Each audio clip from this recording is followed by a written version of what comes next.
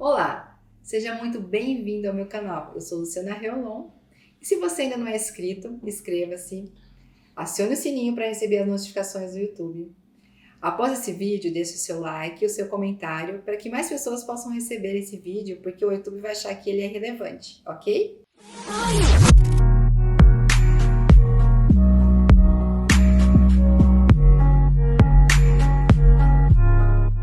Hoje o assunto que nós vamos abordar é um assunto muito relevante, muito atual e que causa muita controvérsia em relação às questões de família, pai, pode, não pode, é o uso de eletrônicos, né? Celulares, tablets e telas no sentido geral, computador, pelas nossas crianças. Em relação às questões, né, de uso de tablets, celular,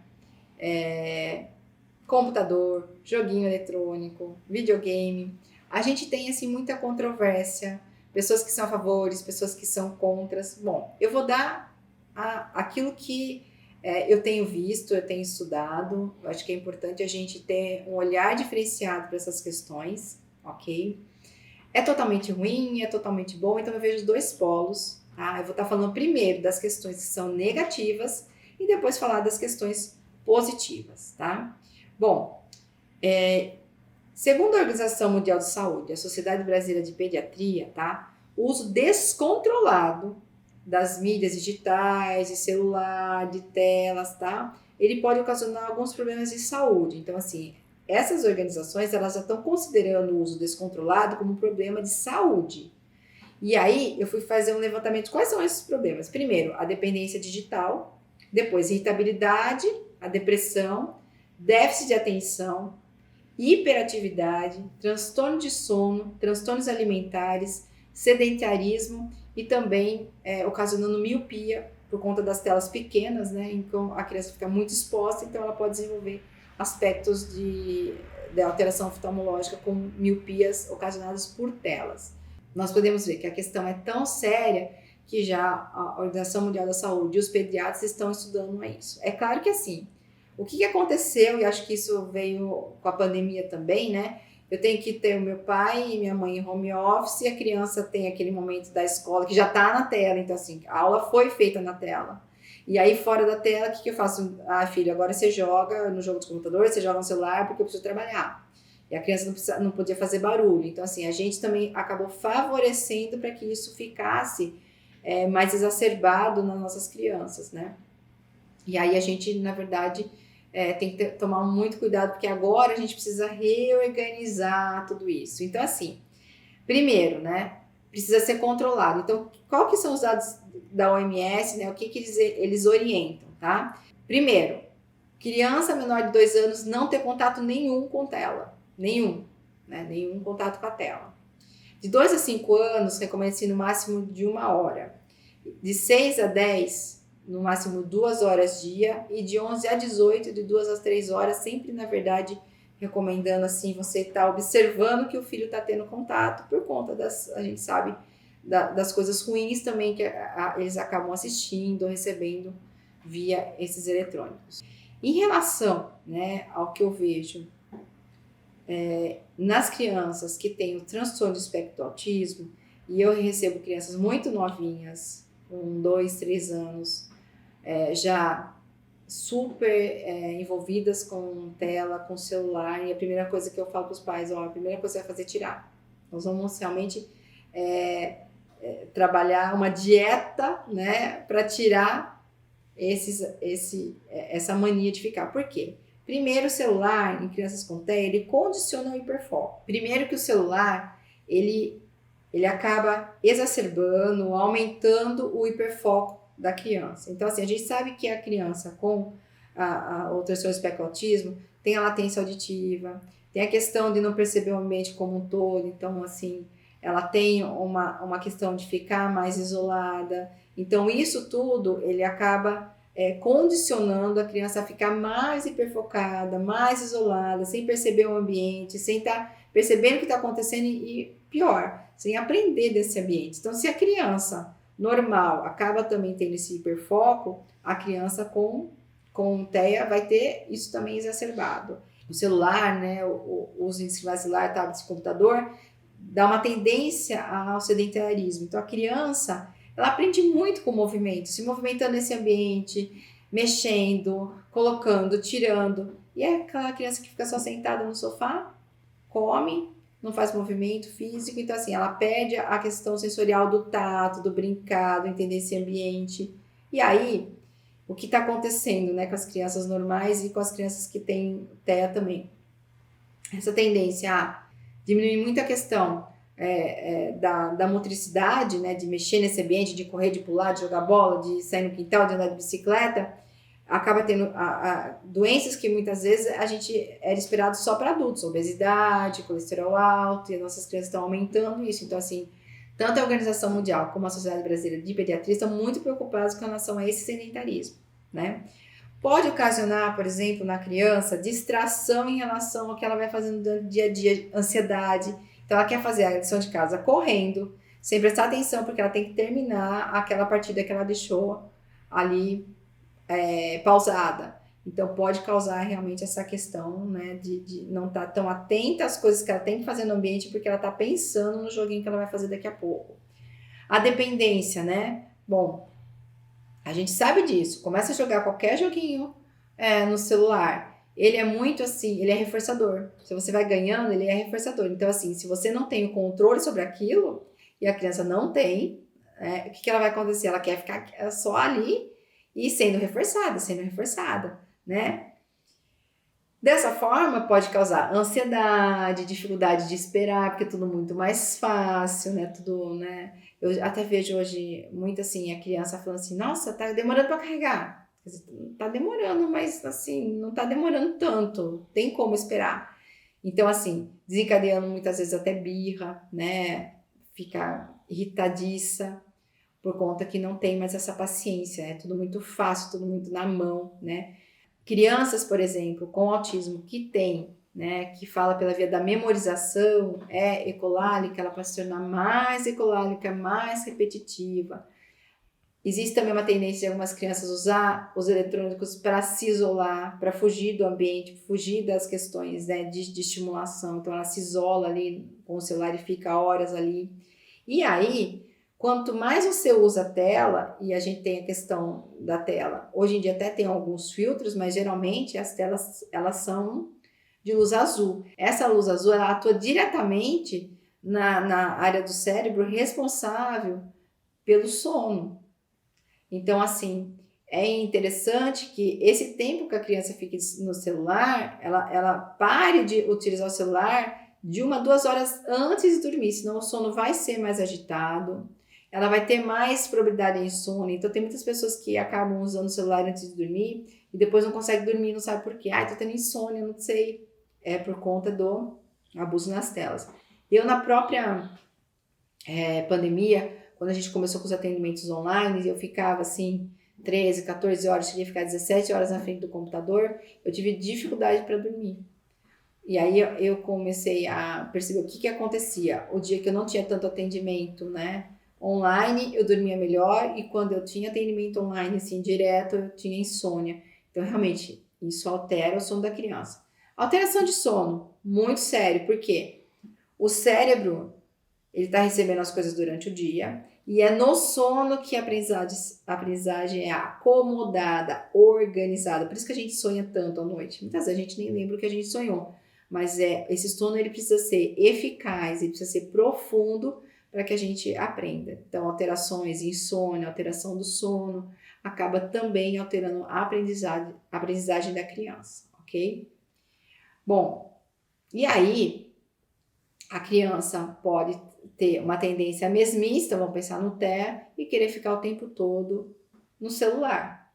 Então, vamos pensar, eu tenho uma criança que tem uma dificuldade no processamento auditivo central, que é identificar, compreender aquilo que entra pela via auditiva, aquilo que eu ouço, certo?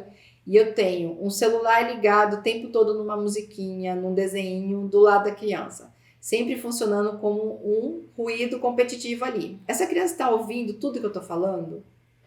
Aí vou pensar, ela tem uma latência. Piorou, certo?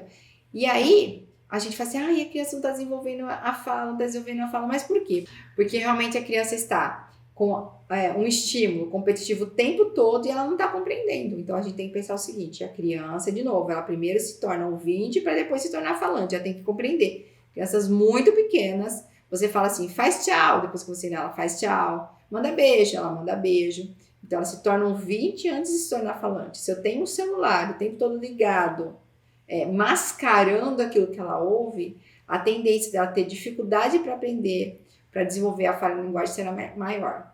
Então, assim, ocasiona muitas alterações. Por isso, né, agora, né, voltando lá ao meu início, eu peço para o pai, quando chega uma criança pequena, a primeira coisa, vamos tirar o celular dessa criança, vamos fazer uma dieta para realmente desmamar esse celular, para parar de ser tão ligada ao celular. Porque muitas vezes, gente, pela dificuldade que o pai e a mãe têm, né, de lidar com a criança, de brincar com a criança, o celular é muito mais fácil, acaba dando, não é maldade, né? Então, no desespero, né? A gente encontra muito isso. Até muitas vezes a gente faz, né? Então, por exemplo, vem uma pessoa aqui me visitar, uma amiga minha, tá com uma criança, ela quer conversar comigo, ela fala, filha, vai lá no celular. Só que assim, você tá poupando a criança, né, de ter interação com o outro. Então, isso é muito ruim. A gente precisa da interação social para aprender. Então, assim, a gente tá muito numa geração, né, que eu falo assim, é a geração do tipo assim. Então, começa a falar tipo assim e não continua, né? Falta vocabulário. É a geração, né, do oi e do tchau. Então, assim, a pessoa chega, oi vó, tchau vó, tchau vó, tchau vô, tchau vó. Por quê? Não tem o que conversar. E aí perde, né? Perde as trocas que a gente vai tendo, perde da interação social, da comunicação que ensina, da comunicação de experiência que trabalha a compreensão do outro em relação ao mundo. E aí, quando você pega isso numa criança, num adolescente, ele vai ser muitas vezes envolvido, influenciados por os youtubers da vida, pelos amiguinhos, até fazer coisas não legais, né? E aí ele não é influenciado pelas pessoas da casa dele, porque quando ele chega na casa da família, ele pega e fica no celular. Então, assim, é uma questão a se pensar, né? É uma questão que a gente precisa realmente refletir. Bom, mas é totalmente ruim, né? Não. Sempre o equilíbrio para tudo na vida é o adequado. Então, assim, a gente utiliza também, né, a questão do celular, a questão dos jogos do tablet, questão de computador também como forma de estímulo. É claro que tudo tem que ter os seus limites, né? Então, assim, tudo que é demais, ele provoca coisas ruins no outro. Então, assim, ter sempre essa questão, pensando sempre essa questão. Eu utilizo, por exemplo, sempre a questão do tablet, do celular, dos joguinhos como um plus, né? Como algo a mais da pessoa. Então, nunca tiro a minha interação com o paciente, a brincadeira da criança, ao sentar no chão, a troca pela questão do jogo. Então, assim, o jogo ele vem com algo a mais, né? Então, assim, vamos pensar. Ele é totalmente visual, né? Então, ele é concreto. Então, vamos pensar, o visual é mais compreendido do que somente o estímulo auditivo. Então, assim, é algo concreto, né? Ele tem regras que a criança tem que seguir. Então, o ensino de regras ele pode proporcionar, né? Crianças que não se concentram, o joguinho ajuda, né, a ter um foco melhor, né? A ensinar a criança a compreender um padrão que se repete naquele joguinho que ela precisa entender para poder desenvolver o joguinho. Ele pode auxiliar, por exemplo, na comunicação alternativas, né? Porque tem alguns apps, né, que já ensina que a criança toca e fala e pede, por exemplo, ela toca ali, né, no pão e já vai dizer, eu quero pão. A mãe pode gravar a própria voz dela, ou o pai, ou o terapeuta. Então, através do tablet, do celular, a criança pode desenvolver a linguagem alternativa. Então, são muito legais. É um treino que a gente faz com a criança, muito utilizado. Só que, assim, o tablet da criança não pode ter um monte de jogo e é a comunicação alternativa. É uma coisa ou outra, porque senão a gente vai, de novo, ter aquela questão de que sempre o que eu falo para as pessoas são assim, nós, seres humanos, nunca vamos ser tão estimulantes, tão legais, tão maravilhosos como o joguinho do celular, do tablet, né? Porque assim, o celular e o tablet eu controlo, eu sei o que vai acontecer, eu trabalho aquele padrão que se repete no joguinho. O outro, ele sempre vai estar quebrando meus padrões. Então assim, para a criança é muito mais fácil ela estar fazendo um joguinho do que estar brincando comigo, Então, assim, eu não consigo competir.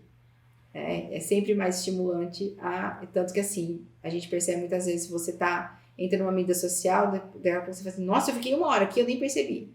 Porque assim, eles trabalham para ser extremamente estimulante. Então, por exemplo, o Instagram é coisas que vão correndo o tempo todo, é muita notícia. Tanto que se você passar uma notícia ali em cima, daqui a pouco, se você quiser procurar ela de novo, você não acha, porque assim, as coisas vão rodando muito rapidamente. Também eu utilizo a questão das tecnologias para a estimulação do processamento ativo central, né? Das funções executivas, então que eu já falei num vídeo que é a memória operacional, o controle inibitório, a flexibilidade cognitiva, então vou deixar depois a descrição que fala aqui sobre as funções executivas relacionadas à criança, né, com autismo e outras questões também, outros transtornos também podem ter alterações na função executiva, então a gente também pode trabalhar esses jogos para ajudar. Sempre importante entender, né, que a tecnologia é extremamente reforçadora, mas ela tem que ser um plus, ela tem que estar ali como algo a mais, não ser somente ela, né?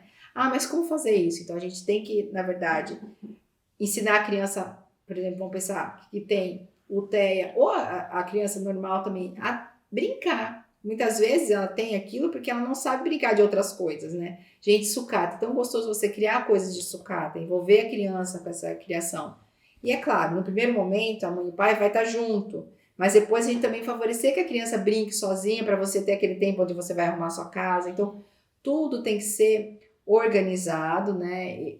E assim, muito planejado para que a criança possa ter ganhos, o pai e a mãe possam ter ganhos e que isso faça bem para todos, para a família em relação ao todo. Então vamos pensar, a pessoa chega na sua casa, tá com a filha, não precisa dar o celular para ela, deixa ela conversar com a gente, vamos fazer pergunta para ela também, deixa ela ouvir a história que eu tenho para contar. Então assim, envolver essas crianças na conversa, porque assim, a criança, ela, quando ela é envolvida, ela se interessa. E ela vai perguntar, mas vó, como era a sua vida na escola? Olha, eu quando eu ia na escola era assim, e agora como que é a sua vida? Então vamos envolver essas crianças, isso tudo vai, na verdade, trazer para ela estímulo, crescimento base.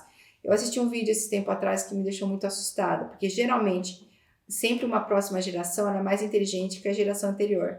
A gente está vivendo um momento aqui que a próxima geração ela está tendo assim, questões de pontuação de menos inteligência que a geração anterior. Isso é muito ruim, né?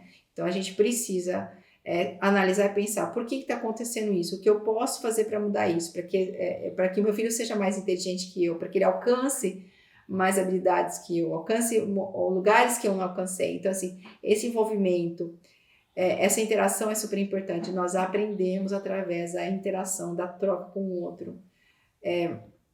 A televisão, ela pode estar passando coisas para você, mas não tem troca. A televisão não me responde uma pergunta, né? O filme não me responde uma pergunta, a gente precisa das trocas. Então, faça a sessão pipoca, é legal assistir o filme junto, faça com o seu filho a sessão pipoca de sexta-feira à noite, todo mundo assistindo o mesmo filme. Vamos conversar depois a parte que eu mais gostei, que parte foi mais engraçada, aquilo que eu não gostei, aquilo que é certo, aquilo que é errado, que a gente sabe que muitas coisas estão sendo ensinadas para as crianças através da mídia que não são certas também, e a gente precisa alertar nossos filhos. Então, assim, você vai ter muito mais ganhos com essas atividades do que se você, mãe, pai, estiver saindo com as suas amigas ou seus amigos. Você vai ver o quanto é gostoso. Basta a gente começar. Bom, essa é a minha sugestão. Vamos trazer os nossos filhos para a gente, para a interação social.